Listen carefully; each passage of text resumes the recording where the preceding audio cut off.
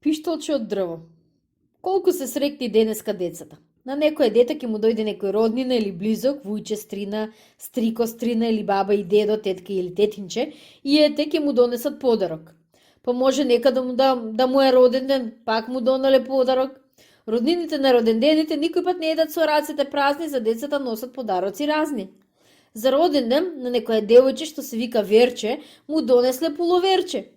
На некое девојче што се вика Роса му купиле чевлички да не оди боса. На малиот Борче му купиле бродче. На тие играчки децата им се радуваат и со нив си играат. Такви се денешните деца. А како беше кога јас бев мал? На нас децата на село не ни купуваат такви играчки и подароци. Кој родина ќе даде пари за некакви си играчки и подароци? Па како игравме и се забавувавме тогаш? Играчките сами си ги правевме.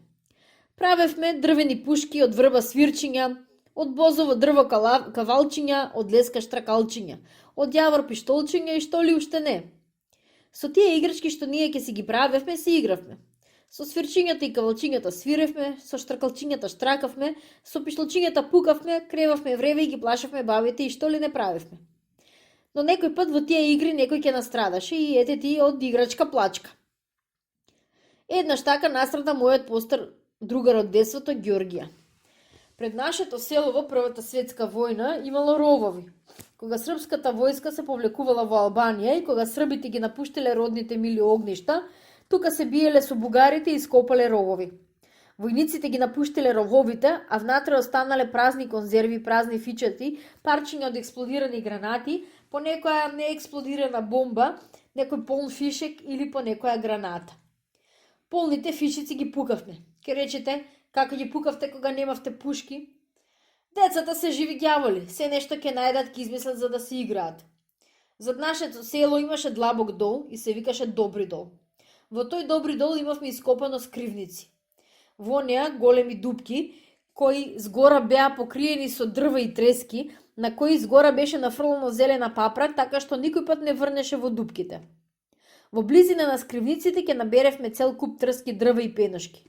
Во купет ќе нафрлевме полни фишеци од пушка и по некоја бомба. Ќе го запалевме огнот и ќе се скриевме во нашата скривница. Дрвата ќе пламнеа и огнот ќе се разгореше. Кога фишеците ќе се усвитеа, ќе почнеа да пукаат, ќе одекнеше по некоја бомба. Долот ќе се затресеше како да се води вистинска војна. Ние, скриени во нашата скривница, молчевме и потајно му се радувавме на нашиот подвиг. Пукањето немаше да биде незабележано. Во нашето село ќе се кренеше тревога. Жените и децата ќе затрепереа од страв. В час ќе дотрчаше селскиот пољак дедо Дејан. Кај сте бре кучиња ниедни, не рани мајков си, викаше тој со својот зарипнат и рапав глас. Целото село го уплашивте и го потресовте. Елате ваму да ви ги истргам ушите како на магариња. Скриени во скривницата, ние молчевме и не се појавувавме. Пољакот ќе не бараше, ќе сучеше, ќе вртеше и кога ќе видеше дека не нема, ќе се вратеше в село.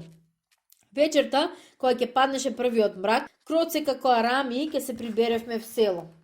На другиот ден пак ќе појдевме во Добри дол, ќе го распредавме огнот и ќе си ги поделевме празните фишеци. Но некој ќе добиеше помалку, некој повеќе, затоа ќе се скаравме и ќе се степавме и така ќе станеше од играчка плачка. Еден ден кога си игравме во Добри дол, Ѓоргија се пофали. Другарчиња, измислив како ќе направиме пиштол, дрвен пиштол што ќе пука.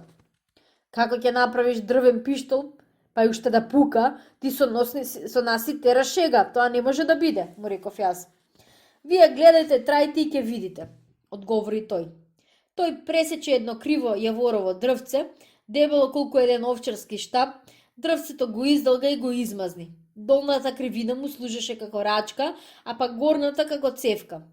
Цевката ја излаби со нож и во длабината намести еден празен фишек. Фишекот убаво го врза и го стегна со телј. На долниот крај фишекот го дупна и му направи едно мало дупче. Ете, другарчиња, сега пиштолов е готов. Во мојов пиштол сега ќе можеме да пукаме. Како ќе пукаш кога немаш фишеци, го прашав. Кога имаш фишеци и баба ми знае да пука. Да пукаш без фишеци е историја. Се пофали тој продолжи. Само вие имајте стрпливост и ќе видите. Овој пиштол ќе пука и ќе го разбуди целото село. Тогаш тој изеде неколку полни фишеци, ги испразни и баратот го тури во фишекот. Згора убаво го затна и го наби со парче хартија. А сега пиштолов е полн. Сега ќе го пукам, само вие тргнете се настрана и одзади гледајте. Ние се тргнавме настрана, тој го зеде пиштолот во десната рака, го истори напред со една шкорче кибрид и шкрапна.